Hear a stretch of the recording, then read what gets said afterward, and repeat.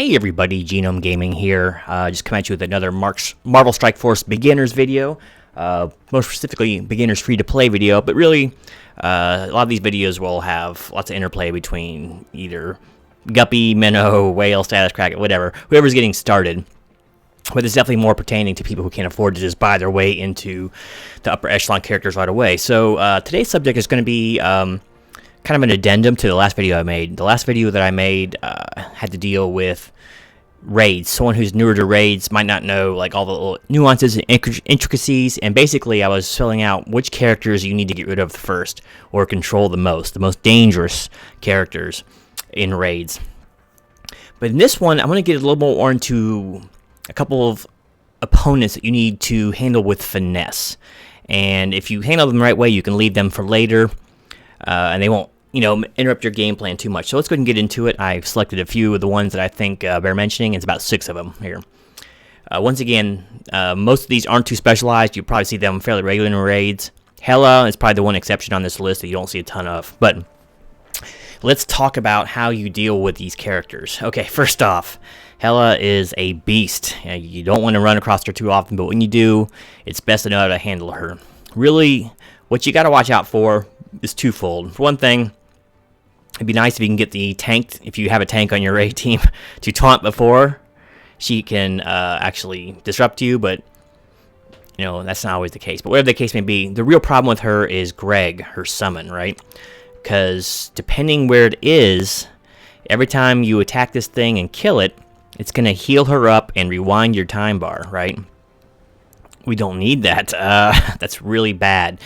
And sometimes it'll spawn right next to her, which means you have to use a lot of finesse in how you attack her. Some characters that you use will do an adjacent attack. It attacks adjacent enemies, or some will just chain to another target. So depending on where Greg is, you want to make sure that, if at all possible, that you're not hitting him as well. So sometimes it's better to not even go for Hela if Greg is too close to her and you can't avoid hitting him, right? So it sounds complicated, but really it's not. And Greg can spawn just about anywhere on the other side or on your side. So it can be next to anybody. So just keep it in mind where Greg is actually spawned at before doing AoE, adjacent attacks, that sort of thing. Because you really don't want to be rewinding turn meter against a Hela team, right? And you really don't want to be healing her up if you're trying to kill her.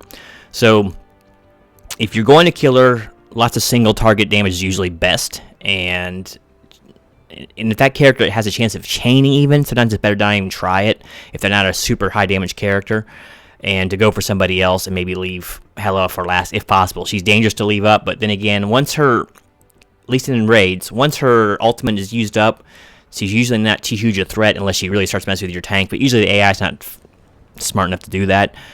So yeah, she takes a little bit of finesse to get worked with. So Greg is what makes her difficult to deal with, and it just makes you have to be cognizant of where you're putting your attacks. So that's Hela, but you won't see her too often in raids, thank goodness.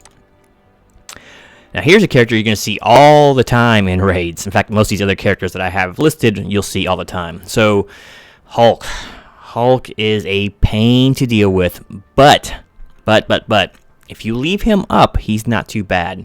The trick is learning how to leave him up, right? So unless otherwise blocked, ability blocked, stunned, whatever, he's gonna use his taunt for turn 1, right? This is what makes him a little bit dangerous. Now luckily, if he is on a team with other taunts that have the taunt available, they'll just dual taunt, and you can focus on the other guy. Sometimes there's 2 Hulks out there and you can't help but focus one of them, right? I find the key to Hulk is there's about 3 different ways you can deal with him. For one thing, you can cleanse the taunt off of him with a cleansing type character, and then it's no problem. You can just completely skip him. Another, of course, is ability block before he gets his taunt up, or if he comes around the cycle again, ability block before he gets his taunt back up. And really, the third is the blind strategy. So one thing is Hulk can't really deal with, he has no real resistance, so you can usually peel the buffs off of him, including taunt, pretty easily. What's dangerous though is always after he taunts, he has a chance of getting below 50% health, right? The second he does that, his speed meter just goes through the roof. He's basically going to be going next. So and then he's going to buff himself, of course, like we showed, with offense up, and then he's going to hit you with his ultimate. This is not what you want to happen, all right? So the finesse here, is a couple different ways. If you got 2 taunts, try to go for the other taunt until his taunt clears, right? If he has taunt, and there's no way around it, if you can, either try to do defensive techniques, just abilities that don't do damage. If it does do damage, try to do the smallest damage attack you can on him. And finally, if you have any kind of control, that works pretty well for him, to keep him under control with like slows, stuns, that sort of thing. Otherwise, if he goes in taunt mode and you start beating on him, like I just said, he's going to get 50% health and he's going to smack you with the ultimate. Usually that's not going to wipe you, but it's going to take off a pretty good chunk of health, and especially if there's multiple Hulks on the team, you got to be cognizant of that. So dealing with Hulk is very vital. And it just takes you. A lot of times you'll save him for the lower end of targets, like you try to get to him by later on in the fights, because as a standalone character, if he's not hitting you with buffed ultimates, he's not really that good and strong. But it's a delicate dance with Hulk, and quite annoying, especially if he's paired up with Thor.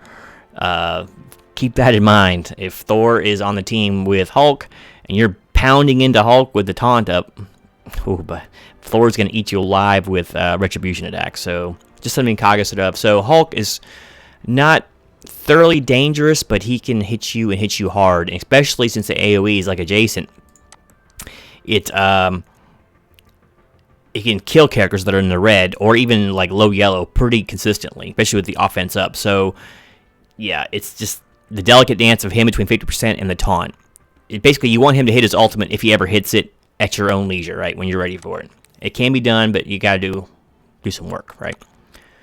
Next is probably the most annoying taunt in the game, and probably the most frustrating way to script your gameplay, and that's Shield Security. Shield Security has the all-powerful auto taunt.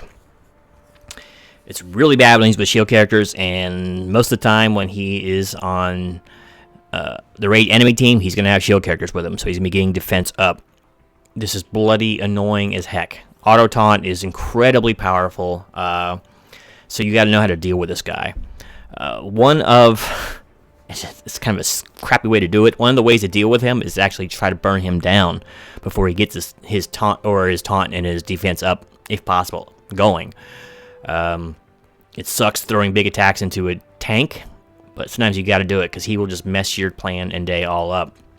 He can, especially with like healers on the team, he can be reapplying taunt like you would not believe. You cannot get it off of him, and if he keeps getting healed back up, it's just a pointless exercise in futility to try to get through other characters when he can just taunt you right off of them again, and they can get healed up, and then it keeps dropping back and forth. You'll see this, and the next character I show ties in directly with this, right? Yes, he is a pain. So with Shield Security, Disrupt is king. If you have a way of disrupting him, it takes all the bite out of this guy. But not a lot of characters you run in raids have an easy access to a disrupt. So this guy is complicated. So you got to be paying attention at all times at who's on the field.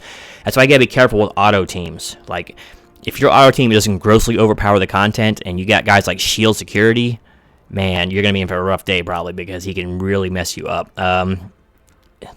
Once he gets a taunt, you can usually strip it, but once he's got defense up, it's not quite so easy. And he can take a little bit of a beating. I mean, he's not like a high-end tank as far as defense and, deflex, blocks, all that good stuff. But some other teammates can give that to him too, by the way. But he is just a mess to deal with. And a lot of times, there's multiples of this guy in the field at the time. So you got to learn to work around his taunt. And the easy way to do that is to not get somebody into yellow that you can't one-shot. So if you can get them down to, say, like 3/4 bar and hit him with like a strong character, like a Black Bolt, maybe a Punisher, or someone who does serious single target damage, nuke, right? Then maybe you can go for it. But other than that, try to get other characters down to the yellow until you can deal with this guy. Another important thing to watch for when you're facing teams with Shield Security is his speed bar. See, another trick you can do is sometimes you can't help but get somebody in yellow, right? But maybe getting that person to yellow when it is almost Shield Security's turn is also a good strategy. So he'll go ahead and get the taunt, and then it'll be his turn again. It'll drop off of him. So there's a lot to think about when you're dealing with shield security, and so just keep in mind, don't go in there guns a-blazing and expecting it to do well against teams with shield security. It probably won't, unless you're severely overpowering it, and you run out of time. So shield security, definitely disrupt is the way to go for him, and if not, you better be playing the dance of bouncing between characters and not getting on the yellow. So it's not easy to do because of shield operative. Shield operative is almost always on teams with shield security, and she is another character you have to use extreme finesse with, because she will ruin your plans too. Because extraction is one of the most annoying skills in the game to go against, right? She always goes for the most injured ally, and she throws stealth and regens on him. It's not fun to deal with. Basically, if all those regens hit when he comes out of stealth finally, they're probably getting full heal, right? Incredibly bad. Now, one of the tricks to this is to actually put most of your damage early into like a shield security, right? And then she'll stealth him and makes this taunt pretty much useless if he's already taunted up or whatever. That's one way of looking at it, but really, you gotta be careful with her, and not getting too like aggressive. Like, say there's Nick Fury in the team, and you're really trying to burn him down, but you probably won't be able to burn him down turn one, because you gotta go figure out a way of dealing with security, because he almost comes down with security too, almost always, right? And he's probably buffed by then too.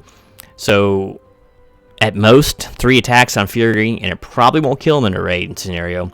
And then she hits him with extraction, and then all your work is done. So not only have you thrown the taunt up on shield security and not finished off Fury, he's going to go ahead and heal back to health. So if you're doing long cooldown burst stuff and didn't kill him, it's basically for naught. So you got to be very careful with her. So another strategy of, if maybe not even going for the hitting shield security to get her to put extraction on him, is to actually target another character that you're not quite so concerned about. So she'll throw extraction on him, and then you can work on whatever it is you think is strong. But the problem too is extraction comes back around really quick. It's like 2 energy. So like every other turn she'll be throwing this out. Now, you know, the third strategy, of course, is Zerg, Zerg, Zerg, and Zerg her down. Once again, she's probably with shield security a lot, so it's not quite so easy. But one good thing about her is she's not that beefy in health or defense. So yes, if you do have like a really, really, really strong nuker, you might be able to be advised to hit her with it. So basically, you want someone to hit her once with like a basic or something, drop her down around 70% or so, and then hit her with the big nuke, right? To hopefully one-shot her, and then that works around the taunt of shield security. But she's an incredibly annoying character to deal with. Usually don't want to dump like control into her though. You want to try to manipulate the health bars of others so you know where she's going to throw extraction, because really you don't want to throw ability block on her, especially right away, because she'll just use it next turn anyway and still screw you up. You just kind of want to deal with her, and because like I said, her cooldown is low on extraction, that I usually kind of prioritize her over a lot of damage dealer characters just because she's so bloody annoying. And if you hit her and don't kill her, she just throws the stealth on herself. So once again, it doesn't avail you a lot. But shield operative, incredibly annoying. So the 2 shield characters there I just listed take some serious finesse to deal with. You'll get used to it after you see them a few times. But this, for newer players, you can get stuck in this loop of trying to kill a character. The shield guy taunts up, the shield security taunts up. She throws stealth on the injured guy. He heals back to full, and it just cycles over and over and over. And then she can heal the taunter back up, or shield security back up. It's a couple of these, a couple shield operatives on the field, and like shield security or 2 are pretty difficult to deal with. So you got to learn how to do this. I believe this is even like pretty prevalent in some of the later nodes of DD2. So be prepared for that. So you got to learn how to control these people and learn when to burn and when not to burn. So it's a delicate dance.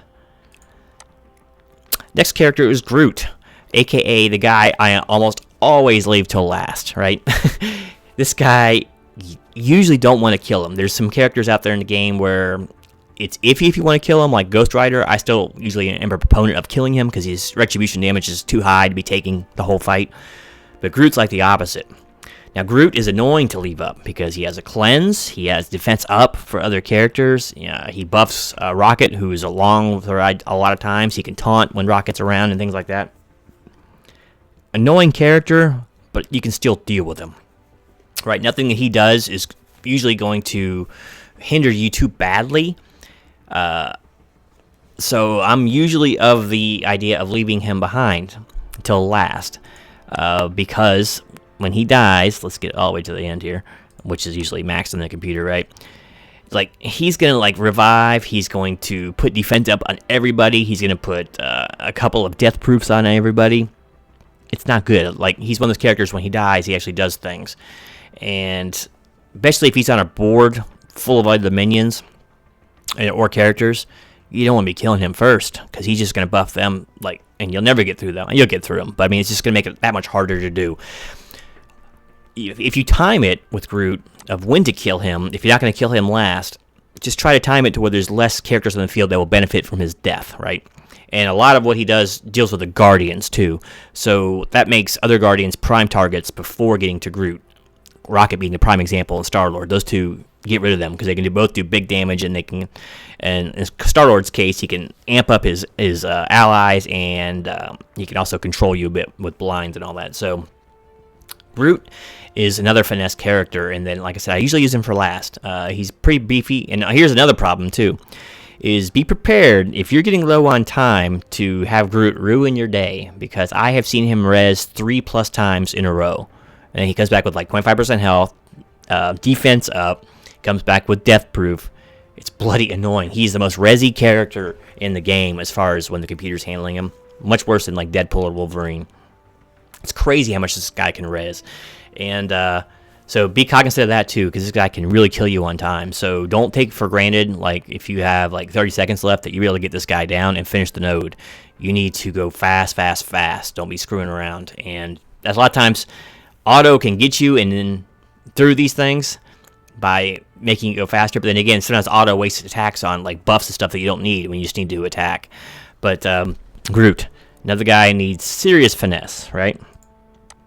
And probably last, but certainly not least, is Sentry. Everyone should be used to this guy. At least the longtime players are, but newer players might not know how this guy works. And the only thing that makes this guy dangerous is he always, always, always starts out with his ultimate. And basically just gives evade to everybody. It's basically everybody. And it puts everybody in stealth and leaves him out. Yeah. Oh boy, it sucks. Usually he has a pretty fast like turnaround. I forget what his speed is, but he usually goes really quick to... That's his speed. Yeah, 103. So, like, I mean, you can usually get some attacks in before he gets this off, but not more than, like, a couple, usually. And if you don't burn him down or control him before it, you're just prolonging the fight a ton. All those stealth characters, all those evades, it just sucks. And these are the beginning of fight, so a lot of times at the beginning of the fight, you want to throw out those big AoEs so you do the most damage, right, and affect the most characters. Well, that's out the window now. Now, there's some things that work really well against those dodges. Things like Ebony Maw, throwing his ultimate out, works great. Once again, or things like Crystal and all that. But most newer players don't have those characters, especially at decent levels. So that's not really the best option for him. So really, the best options for Sentry are basically twofold. Either open up with a stun and or ability block, or two, open a can of whoop ass on him and get him dead before he can launch his ultimate first turn. Not always easy to do if you don't have serious damage on your team. So he's bloody annoying. He's fairly tanky too. He has a decent health pool for a minion, and he's got block chance that's inherent. Not fun at all to go against this guy. Like I said, and you'll see multiple of him on the same nodes. It's a very common occurrence. So you gotta learn that this guy's usually priority number one, because you can't get to the other priorities if they're stealth and they're and they have evades up. It's awful. So yeah, man, all I can tell you is burn is usually the best way to go. But if you have, like I said, an ability block, or disrupt doesn't even work on this guy because it just hits everybody else, not him. So that's the best I can say, is either ability block or be able to burn this guy down ASAP. Or if he comes down, like, in the middle of a fight when you don't have any of that stuff available, be prepared for it. So once again, if this guy comes down, this is where it's important not to always be an auto. If this guy comes down like in the middle of a fight, or even in the very beginning, and you put this thing on auto and he just throws it out there, you know that it's always going to be your big nuke that's going to be coming up, and your computer's just going to blow it. on something that either has stealth or if he's dead, you know, or has evade up. So it's just useless. Like throwing out a Black Bolt ultimate when everyone's got evades up is not the wisest course of action. So you just gotta be very careful on nodes that have hand Sentry, because he is like the antithesis of what you want to do in auto. A lot of the characters on this are, you don't always want to put auto on any of those characters, right? Or auto play, because most of these guys can really screw you up. Hell is mostly the exception, just because eventually the sheer power of an auto team could probably get through her. But like all these other guys, you gotta be so careful and be mindful. So that's the video. Hopefully it didn't get too long-winded. I just wanted to point out some characters that take actual finesse in dealing with in raids, and same thing with them and basically any other game mode. So just knowing how they operate is a great way to be able to defeat them without wasting raid credits or whatever credits you're using.